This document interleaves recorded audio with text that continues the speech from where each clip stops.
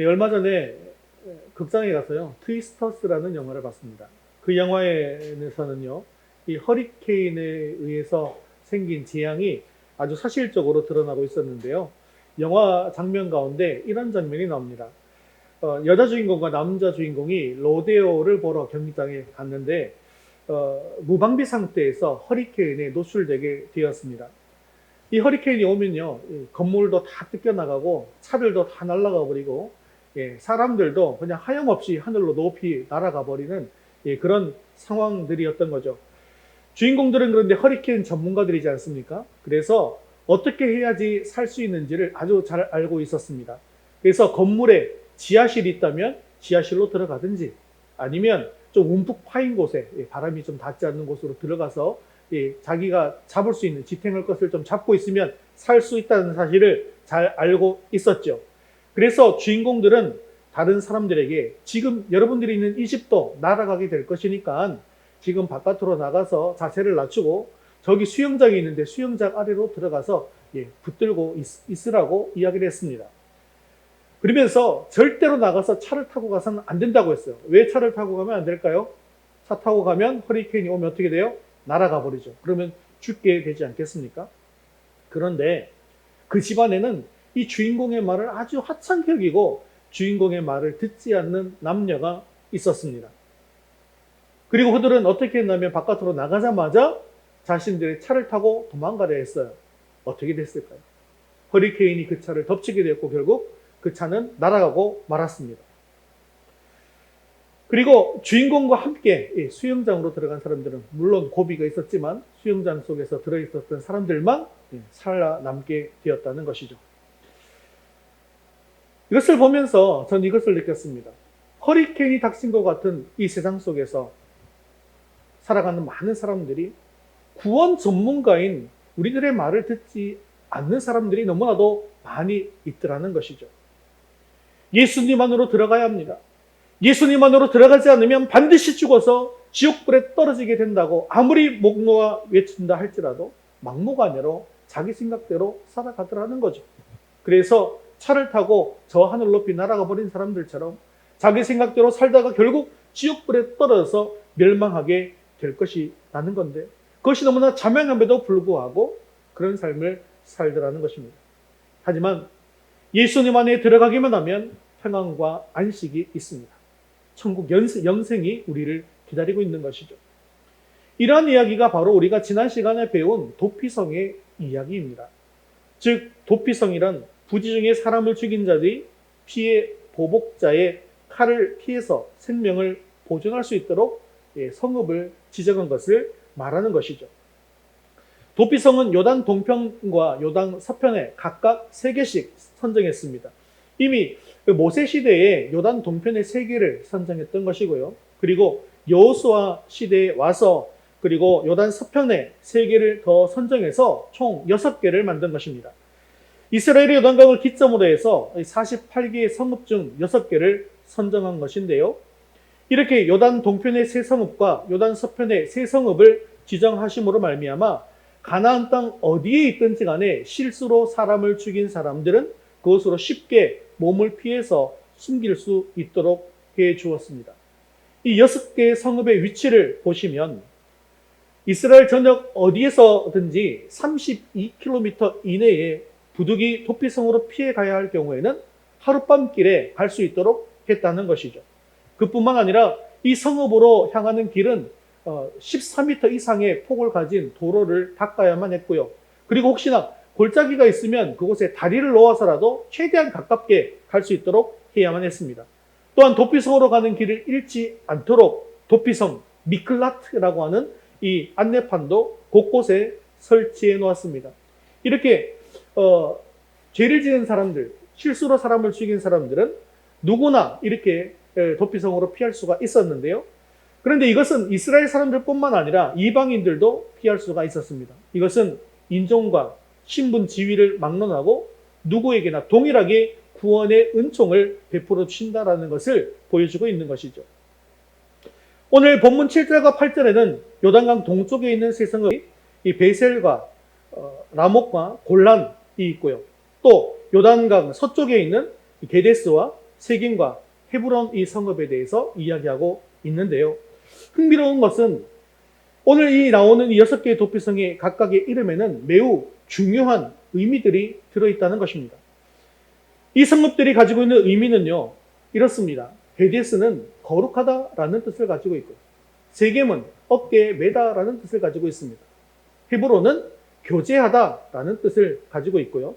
라못은 영광스럽게 하다, 베셀은 요새, 골라는 기쁘다라는 뜻을 가지고 있더라는 것이죠.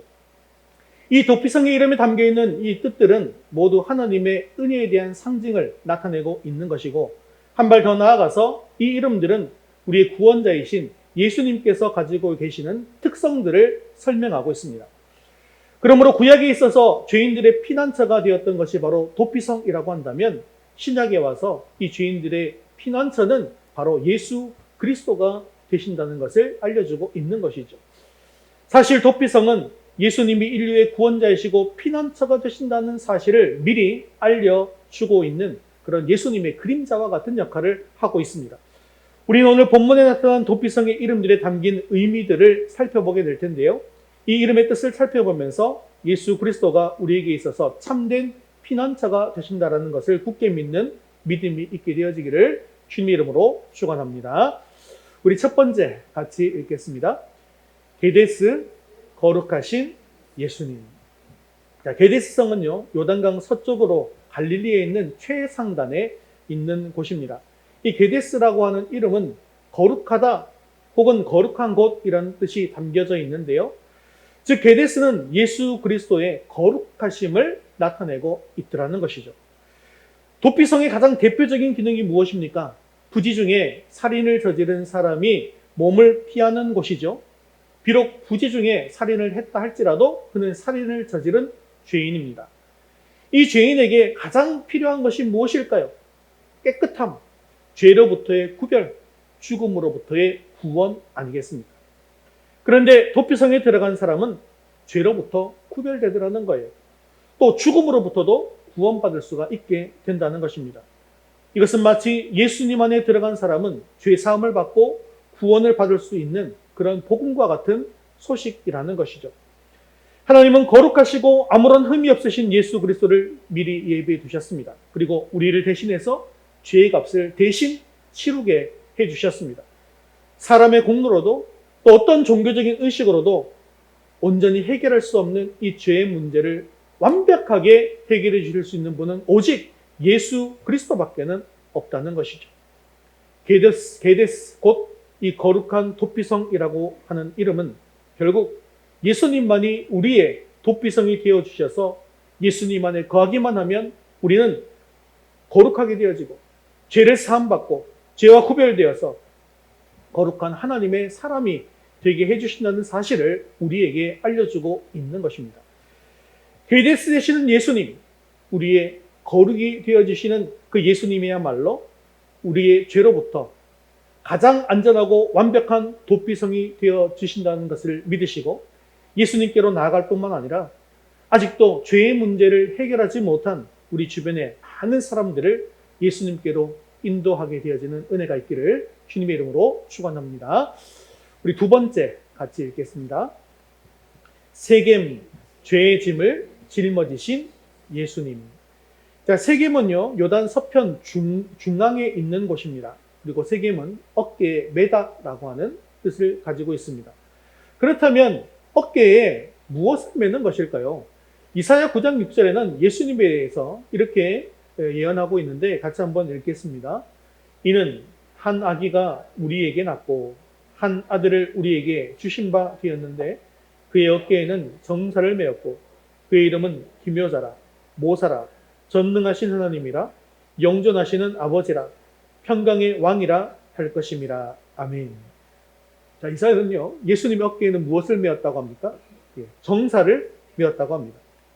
이 정사는 지배권, 통치, 이것을 뜻하는 것인데요. 정사를 어깨에 메었다라는 것은 결국 주권, 지배권, 통치권을 가지고 다스린다라는 그런 뜻을 의미합니다. 그런데 보통 통치자가 다스릴 때는요, 피지배자를 발 아래 두고 다스리지 않습니까? 그런데 예수님은 왜 어깨에 메고 통치를 하고 계시는 것일까요? 보통 무거운 짐을 메고 일하는 사람은 높은 사람입니까? 낮은 사람입니까? 그냥 보통 높은 사람은요, 그냥 말로 하는 거예요. 그러면 낮은 사람이 보통 어깨에 짐을 지고 일을 하는 것이죠. 낮은 사람은 높은 사람을 위해서 자기의 어깨 위에 무거운 짐을 짊어지고 일해야 하는 것이 바로 세상의 방식입니다. 아무리 좋은 왕이라 할지라도 백성이 왕을 자기 어깨 위에 짊어지고 섬기는 것이 세상의 통치 방식이죠. 아래에서 위를 섬기는 것입니다. 그런데 우리를 위해서 이 땅에 오신 예수 그리스도의 통치는 다릅니다. 세상 통치와는 정반대라는 것이죠. 높으신 주님께서 오히려 낮고 천한 우리를 짊어져 주시더라는 겁니다. 우리가 예수님의 어깨 위에 올려져 있는 것입니다.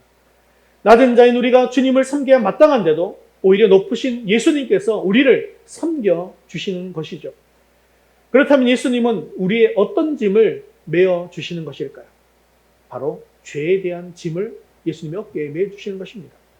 죄로 인해서 도피성에 들어온 사람, 그 사람의 죄를 이 도피성이 대신 어깨에 메어서 죄인의 짐을 덜어준다는 의미인 것입니다. 예수님께서는 이에 대해서 마태복음 11장 28절에 이렇게 말씀하고 있습니다. 함께 읽겠습니다. 수고하고 무거운 짐진 자들아 다 내게로 오라. 내가 너희를 쉬게 하리라. 우리 예수님이 세겜의 도피성과 같이 죄인들의 무거운 짐을 모두 예수님의 어깨에 메어 주셨습니다. 도피성 안에 들어가면 내가 가지고 있는 죄의 짐을 다 내려놓을 수 있듯이 우리가 예수님 안에 들어가기만 하면 우리의 모든 죄에 대한 짐을 다 내려놓을 수가 있다는 것이죠.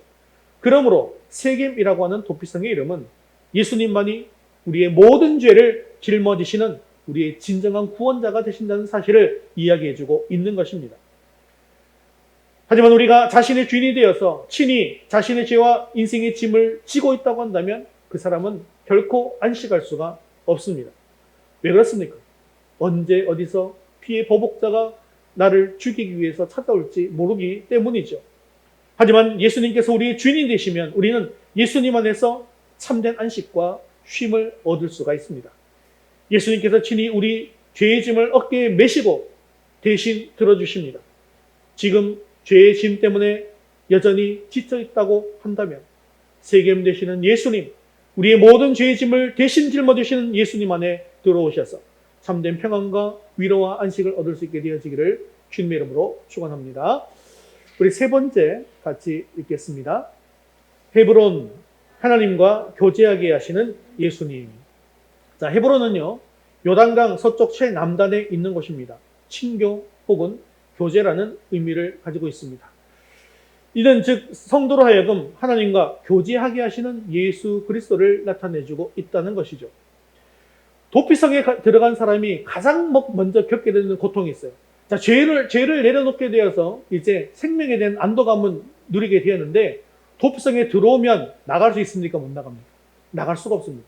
그럼 결국 누구를 못 만나게 되는 겁니까? 가족들과는 만날 수가 없게 되는 거예요. 결국 가족과 단절을 겪게 된다는 것입니다. 그런데 그 당시에 대제사장이 죽게 되어지면 어떻게 됩니까?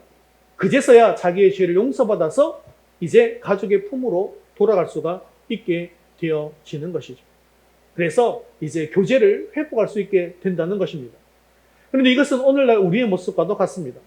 우리들도 죄를 지은 죄인이기 때문에 하나님과 관계가 단절되는 그런 아픔을 겪어야만 했습니다. 죄로 인해서 하나님과 원수가 되었습니다. 그리고 우리의 영혼은 하나님께로 나아갈 수가 없는 영적 단절의 상태, 영적인 사망의 상태로 살아가야만 했습니다. 하지만 하나님께서는 대제사장 되시는 예수 그리스도를 통해서 죄로 인해서 단절되었던 하나님과의 관계를 완전히 회복시켜 주시는 것이죠. 예수님의 십자가의 대속의 은혜와 대속의 공로로 인해서 죄인된 우리들이 용서받고 다시 하나님 앞에 나아갈 수 있게 된 거예요. 다시 천국으로 갈 수 있게 된 것입니다. 그래서 하나님과 교제하면서 영적인 기쁨을 누릴 수가 있게 된 것입니다. 그렇습니다. 오직 예수 그리스도 안에 있어야만 하나님과의 교제가 가능해지는 것이죠. 그래서 하나님과의 교제하는 우리 기도에 있어서도 누구의 이름으로 기도하는 것입니까? 예수님의 이름으로 기도하는 것입니다.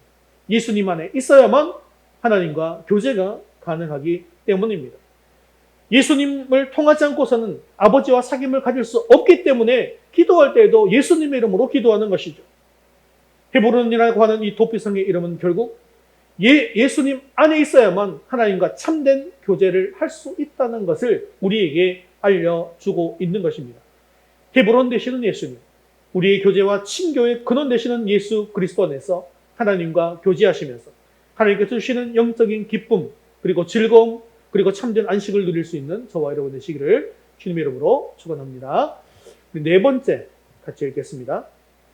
베셀 피할 요새 되시는 예수님. 자, 이제 네 번째부터는 요단강 동쪽에 있는 성들인데요. 이 베셀은 요단 동쪽의 최남단에 있는 성입니다. 그리고 이 성의 뜻은 안전, 요새, 강한 성이라는 뜻을 가지고 있습니다. 즉 베셀은 이 성도들이 피할 요새 되시는 예수 그리스도를 의미하는 것이죠. 인간은 죄인인 까닭에 죄가 가지고 오는 영원한 형벌과 사망에서 결코 자유할 수가 없습니다. 마치 죄인이 도피성에 들어가지 않으면 피의 보복자로 인해서 죽임을 당할 수밖에 없는 것처럼 우리는 예수 그리스도 안에 들어가지 않으면 영원한 죽음에서 벗어날 방법이 없습니다. 우리는 전적으로 죄의 값인 사망 앞에 아무런 저항도 할 수가 없다는 것이죠. 이러한 까닭에 하나님은 예수 그리스도를 우리를 강한 도피성으로 예비해 두신 것입니다. 누구든지 예수 그리스도 안에 들어오기만 하면 그 어떤 세력도 우리를 정죄하거나 심판할 수가 없게 되어지는 것입니다. 죄에서 해방받고 영원한 삶을 보장받게 되는 것이죠. 여러분, 이 요새라고 하는 것이 우리나라 땅에 있는 요새와는 좀 차원이 다른 요새인데요. 이스라엘에 있는 요새는 가보시면 절대로 들어갈 수가 없다는 걸 알 수가 있습니다. 높이를 정확히는 잘 모르겠는데 수백 미터는 되고 밑에서 보면 그냥 수백 미터처럼 보입니다.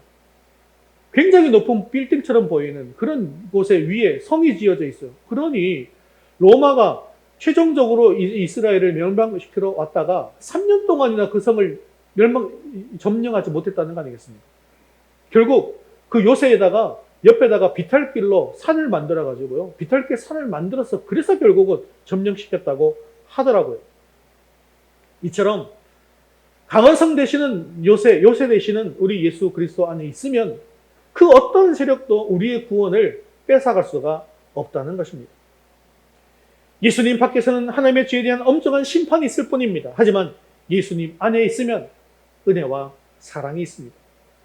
베셀이라고 하는 도피성의 이름은 결국 예수님 안에 하나님의 참된 용서와 자비와 긍휼이 있다는 사실을 알려주고 있는 것입니다.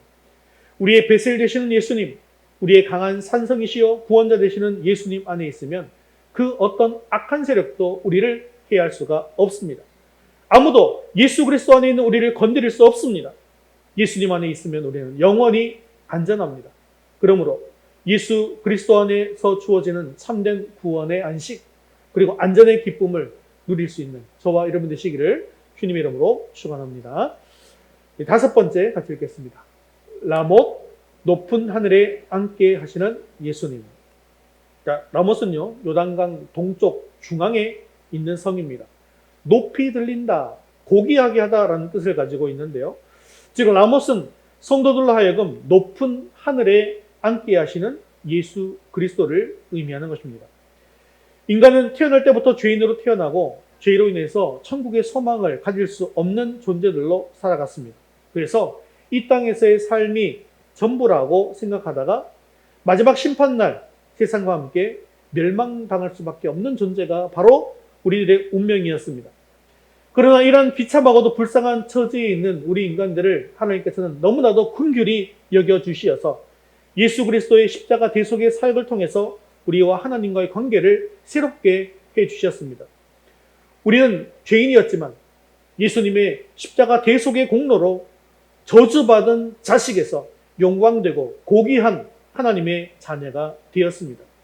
그리고 이것은 우리가 하나님 앞에서 무엇을 했기 때문이 아니라 오직 예수님 안에 거하게 되어질 때에 가능하게 되는 것입니다. 내가 잘해서가 아니라 예수님이 하나님께서 원하시는 모든 기준들을 충족시켜 주셨기 때문에 가능한 것이죠. 우리가 높은 곳에서 영광받는 하나님의 자녀가 될 수 있는 것, 고귀한 하나님의 백성이 될 수 있는 것은 모두 예수님 안에 있기 때문이라는 것입니다.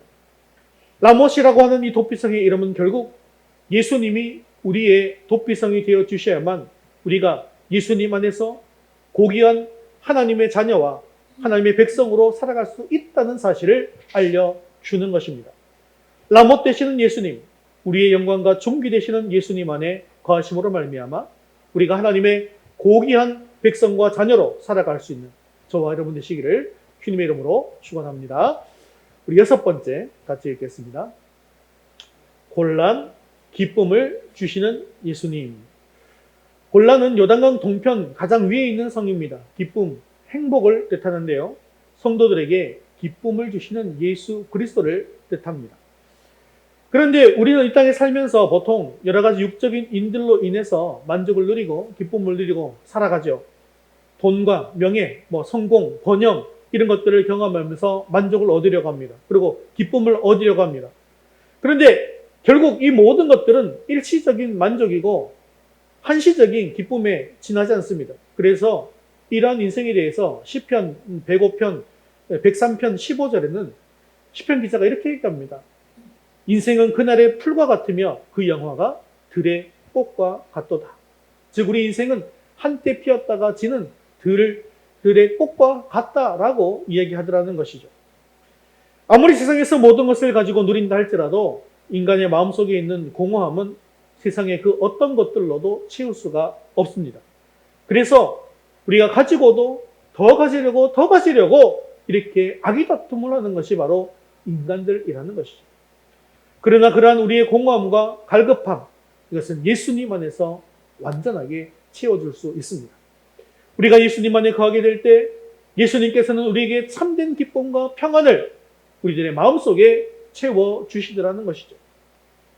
죄로 인해 죽었던 우리들, 인생 가운데 아무런 소망이 없었던 또 아무런 목표도 없이 살았던 우리들이 또 영원한 기쁨이 무엇인지도 모른 채 단순히 이 땅에서 육체적 쾌락이 전부인 줄만 알고 살았던 우리들에게 예수님께서는 참된 안식과 기쁨이 무엇인지를 알려주시는 것이죠. 즉 곤란이라는 도피성의 이름은 결국 우리에게 예수님만이 영원한 기쁨과 소망이 되신다는 사실을 알려주고 있는 것입니다. 세상 가운데 방황하면서 아직도 갈급한 심령을 채우지 못하고 이리저리 헤매고 계십니까? 우리의 곤란 되시는 예수님, 우리의 참된 기쁨이 되시는 영원한 소망 되시는 예수님 안으로 들어갈 수 있기를 바랍니다. 우리 모두 우리의 피난처가 되시는 예수님 안에서 참된 만족과 기쁨과 소망을 얻을 수 있게 되어지기를 주님의 이름으로 축원합니다. 말씀을 맺겠습니다. 오늘 말씀의 결론이 뭘까요? 결국 예수님만이 우리의 피난처이시고 구원자시라는 것입니다. 도피성은요, 그저 인간이 생각해낸 복지제도가 아니라는 것입니다. 하나님께서 죄인들을 위해서 직접 준비하시고 제정하신 법입니다. 그리고 구약시대 사람들의 피난처가 되었던 이 도피성의 규례와 법은 신약에 오실 예수 그리스도의 모형이고 그림자였습니다. 하나님께서 인류의 모든 죄를 해결하시기 위해서 온 인류의 죄에 대한 대가를 치르게 하시기 위해서 예수님을 메시아로 준비하셨습니다. 마치 하나님께서 하나님의 백성들을 위해서 친히 도피성을 계획하시고 준비하신 것처럼 온 인류를 위해서 예수 그리스도라고 하는 구원의 길을 친히 계획하시고 준비하신 것입니다. 사람들이 자신의 죄 때문에 도피성으로 들어가는 것처럼 죽음의 위험으로부터 안전하기 위해서 도피성에 들어가는 것처럼 우리의 모든 죄로부터 벗어나기 위해서 죄로 인한 영원한 죽음으로부터 벗어나기 위해서 인생의 모든 공고함과 환난으로부터 안전하게 보호받기 위해서 우리는 예수 그리스도 안으로 피해서 들어가야 합니다. 이에 대해서 사도 바울은 이렇게 고백하고 있는데요. 로마서 8장 38절 39절 같이 읽겠습니다. 내가 확신하노니 사망이나 생명이나 천사들이나 권세자들이나 현재일이나 장래일이나 능력이나 높음이나 깊음이나 다른 어떤 피조물이라도 우리 주 그리스도 예수 안에 있는 하나님의 사랑에서 끊을 수 없으리라. 아멘. 도피성에 들어온 사람은 그 어떠한 외부의 위협에서부터 안전하듯이 우리가 예수님에 있는 한 그 누구도 우리를 건드릴 수 없다는 것입니다. 결국 이 도피성의 이름에 담겨있는 뜻은 모두 하나님의 은혜에 대한 상징을 나타내는 것입니다. 그리고 한 발 더 나아가 이 6개의 도피성의 이름은 오늘날 우리의 구원자이신 예수님의 가지고 계시는 특성들을 나타내고 있는 것입니다. 죄로 인해 거룩해지지 못한 우리들을 예수님께서 예수님 안에서 거룩하게 해주시고 죄짐의 무게 때문에 괴로워하고 있는 우리들을 예수님의 어깨로 대신 짊어져 주십니다. 죄로 인해 단절되었던 하나님과의 관계를 다시 회복시켜 주셔서 하나님과 교제하게 해주시고 우리의 영광, 우리의 안전한 산성 같은 요새가 되게 해주십니다. 그리고 우리의 영원한 기쁨과 즐거움이 되어 주셨습니다. 그리고 이 도피성은요, 특정한 인물들만 들어올 수 있는 것이 아니었죠. 어느 누구나 들어올 수 있는 것입니다. 이스라엘 백성들뿐만 아니라 이방 민족 나라 사람들까지도 나그네된 외국인까지도 다 들어올 수 있었습니다. 신분과 국적을 막론하고 누구든지 들어와서 위험을 피할 수 있는 도피성이었던 것입니다. 이 도피성은 죄를 지은 사람뿐만 아니라 그 어떤 사람이라도 강도와 도둑의 위험으로부터 잠시 몸을 피할 수도 있는 기능을 가지고 있었습니다.